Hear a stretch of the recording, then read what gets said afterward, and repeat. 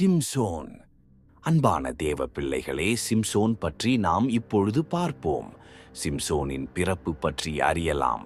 இஸ்ரவேல் தேசத்தில் பெலிஸ்தியர்கள் கடவுளுடைய மக்களை ஆட்சி செய்தபோது இருள் சூழ்ந்த ஒரு காலம் நெருங்கி வந்தது. இந்த ஒடுக்குமுறையின் மத்தியில் தான் கோத்திரத்தை சேர்ந்த மலடியாகவும் குழந்தையில்லாதவளாகவும் இருந்த ஒரு பெண், தெய்வீக ஒளியால் பிரகாசிக்கும் ஒரு கர்த்தருடைய தூதன் அவளுக்கு தோன்றினான். நீ கர்ப்பவதியாகி ஒரு மகனை பெறுவாய் என்று தேவதூதன் அறிவித்தான். ஆனால் அவன் கடவுளுக்காக ஒதுக்கப்பட்டவன்.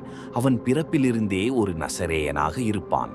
அவன் மூலம் இஸ்ரவேல் பெலிஸ்தியர்களிடமிருந்து விடுவிக்கப்படும்.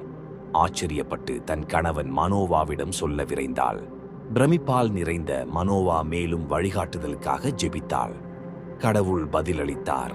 தேவதூதன் மீண்டும் ஒருமுறை தோன்றி தீர்க்க தரிசனத்தை உறுதிப்படுத்தினார். விசுவாசத்தில் மனோவாவும் அவரது மனைவியும் கர்த்தருக்கு ஒரு பலியை செலுத்தினர். மேலும் தீப்பிழம்புகள் எழுந்தபோது தேவதூதன் பரலோகத்திற்கு ஏறினார். காலப்போக்கில் வாக்குறுதி நிறைவேறியது. அந்த பெண் ஒரு மகனை பெற்றெடுத்து அவனுக்கு சிம்சோன் என்று பெயரிட்டாள். தெய்வீக நோக்கம் உள்ள ஒரு குழந்தை அளவிட முடியாத வலிமைக்கு விதிக்கப்பட்டது.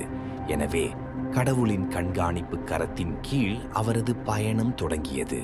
சிம்சோன் மிகுந்த பலவானாயிருந்தான். சிம்சோன் மீது தேவ ஆவி இருந்தது. பெலிஸ்தியரும் இஸ்ரேல் புத்திருக்கும் ஏற்பட்ட போரில் தேவன் சிம்சோனை ஏவத் தொடங்கினார். சிம்சோன் மூலம் இஸ்ரவேலை ரட்சிக்க பார்த்தார். பெலிஸ்தியரிடத்தில் முகாந்திரம் பார்க்க தேவாவி சிம்சோனை ஏவியது. சிம்சோன் புறப்பட்டுச் சென்றான். தன் தகப்பனையும் தாயையும் கூட்டிக் கொண்டு சென்றான். வழியிலேயோ பாலசிங்கம் வந்தது. கர்த்தருடைய ஆவி அவன் மேல் இருந்தபடினால் சிங்கத்தை வாயை கிழித்து போட்டான். நாம் என்றால் சிங்கத்தை கண்டு பயந்து இருப்போம். சிம்சோன் தேவ ஆவி பெற்றவன். சிங்கத்தை கிழித்து போட்டான். சில நாட்கள் கழித்து உடலில் தேன்கூடு இருந்தது. தேன்கூட்டை எடுத்து சாப்பிட்டு கொண்டு அங்கிருந்து புறப்பட்டான். பெலிஸ்தியரிடத்திற்கு சென்றான். சிம்சோன் பெலிஸ்தியரிடத்தில் குற்றம் கண்டுபிடிக்க பெலிஸ்தியரிடத்தின் மத்தியில் ஒரு விடுகதையை வினவினான். விடுகதை பதிலை சொன்னால் 30 மாற்று வஸ்திரங்கள் கொடுப்பதாக கூறினார். அவன் விடுகதை இதுதான்: பட்சிக்கிறவனிடத்தில் இருந்து பட்சசனமும் பலவானிடமிருந்து இது மதுரமும் வந்தது என்றான். சிங்கத்தின் உடலில் தேன் கூட்டை எடுத்தது மறைமுகமாக கூறினார். விடுகதை பதில் சொல்ல முடியவில்லை. சிம்சோன் பெண் ஜாதிகள் மூலம் விடுகதை விடையை அறிய முற்பட்டான். அந்த பெண் மூலம் சிம்சோன் பதிலை பெற்றான். விடுகதையின் பதிலை சிம்சோன் கூறினான். அந்த பெண் மற்றவருக்கும் கூறினர். விடுகதையின் விடை இதுதான்: சிங்கத்தை பார்க்கிலும் பலமானது என்ன? தேனை பார்க்கிலும் மதுரமானது என்ன? சிம்சோன் மேல் கர்த்தருடைய ஆவி இறங்கியது. அவர் மக்கள் 300 பேரை கொன்று போட்டு மாற்று வஸ்திரங்களை கொடுத்தான். சிம்சோன் 300 நரிகளை பிடித்து வாளோடு சேர்த்து கட்டி தீ வைத்து பட்டயத்தின் தன்மையால் கொளுத்தி போட்டு ஓடவிட்டான். சிம்சோன் வெள்ளாண்மையால் சம்ஸ்காரம் பண்ணினார்.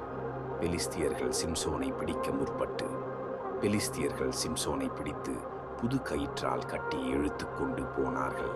கர்த்தரின் ஆவி இறங்கியதால் அந்த கயிற்றை அறுத்து போட்டு கழுதையின் தாடையில் எலும்பின் 1000 பேரை கொன்று போட்டான். சிம்சோன் தாகத்தினால் தேவனை நோக்கி கூப்பிட்டான். தேவன் பள்ளத்தாக்கு தண்ணீரை ஏற்படுத்தி கொடுத்தார். என்ன கோரி என்று அதற்கு பெயரிட்டான்.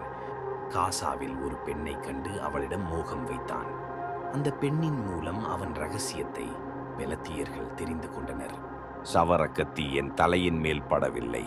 என் மயிரையும் சிரித்தாலும் என்னை விட்டு போகும் பொது என் பெலன் என்னை விட்டு போகும் என்று சாகதக்க விஷயமாய் சொன்னான். இதனை அறிந்த பெலத்தியர்கள் அவனை பிடித்து மயிரை சிரைத்தார்கள். சிறையில் அடைத்து வைத்து வேடிக்கை காட்ட கண்களை குருடாக்கி சிறைச்சாலையில் அடைத்தனர். சிம்சோனை மாவரைக்க வைத்தார்கள். தூண்கள் மத்தியில் கட்டப்பட்டு வேடிக்கை காட்டவும் தூண்கள் மத்தியில் சிம்சோன் கட்டப்பட்டிருந்தான். தேவனை நோக்கி கூப்பிட்டான். தூணை பலமாக அசைத்தான். தூண் 3000 பேர் மேல் விழுந்தது. என் ஜீவன் பலத்தினுடைய கூட முடிய கடவது என்று சொல்லி தன் ஜீவனை விட்டான். அவன் சாகும்போது அவனால் கொல்லப்பட்டவர்களே அதிகம். அவன் 20 வருடம் நியாயம் விசாரித்தான். இவ்வளமையாய் சிம்சோன் மரணமடைந்தான். ஒரு பெண்ணுக்காக தேவ ஆவியை இழந்தான். கண்களுக்காக பெலிஸ்தியரிடத்தில் பழி வாங்கினான். தேவன் சிம்சோனுடன் இருந்தார்.